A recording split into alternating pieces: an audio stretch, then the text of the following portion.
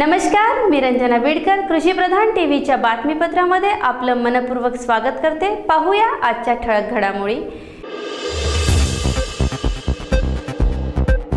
शेतकऱ्यांसाठी आरक्षण हीच दीर्घकालीन विकासात्मक उपाययोजना असल्याचे एकच मिशन शेतकरी आरक्षणचे सर्वेसर्वा शैलेश अग्रवाल यांनी गांधी आश्रम सेवाग्राम येथून सुरू केलेल्या एकच मिशन शेतकरी आरक्षण यावेळी बोलताना व्यक्त केले। शेतकऱ्यांसाठी आरक्षण हीच दीर्घकालीन विकासात्मक उपाययोजना आहे। एकच मिशन शेतकरी आरक्षणची गांधी आश्रम सेवाग्राम येथून आज आम्ही सुरुवात केलेली आहे। मुख्यमंत्री साहेबांनी सभागृहात शेतकऱ्यांसाठी दीर्घकालीन विकासात्मक उपाययोजनांची गरज असल्याचे सांगितले होते, परंतु नेमक्या त्या विकासात्मक उपाययोजना कोणत्या याबाबत अजूनही संभ्रम आहे। शेतकऱ्यांना दिलेले पॅकेज हे आत्महत्येवरचे उत्तर नसून ती मलमपट्टी आहे। किमान त्याच्या डोक्यावरील कर्ज संपवलं व त्याला पायाभूत सुविधांची जोड देऊन बाजारपेठेची हमी दिली तर तो नव्याने आयुष्याला सुरुवात करू शकेल। वारंवार छोटे छोटे पॅकेज देण्यापेक्षा एकाच वेळी त्याला संपूर्ण कर्जमुक्ती देऊन व्याधीमुक्त करण्याची आज गरज आहे।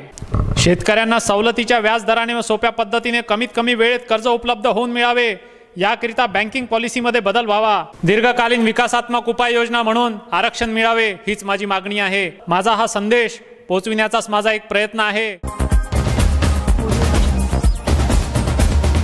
आता आपण पाहू शकता आपल्या शेतकऱ्यांचं हक्काचं चॅनल आपल्या मोबाईलवर। त्यासाठी लॉग इन करा www.कृषीप्रधान.tv वर। आपलं चॅनल आपल्या मोबाईलवर। पुन्हा भेटूया काही नवीन घडामोडीसह। तोपर्यंत नमस्कार।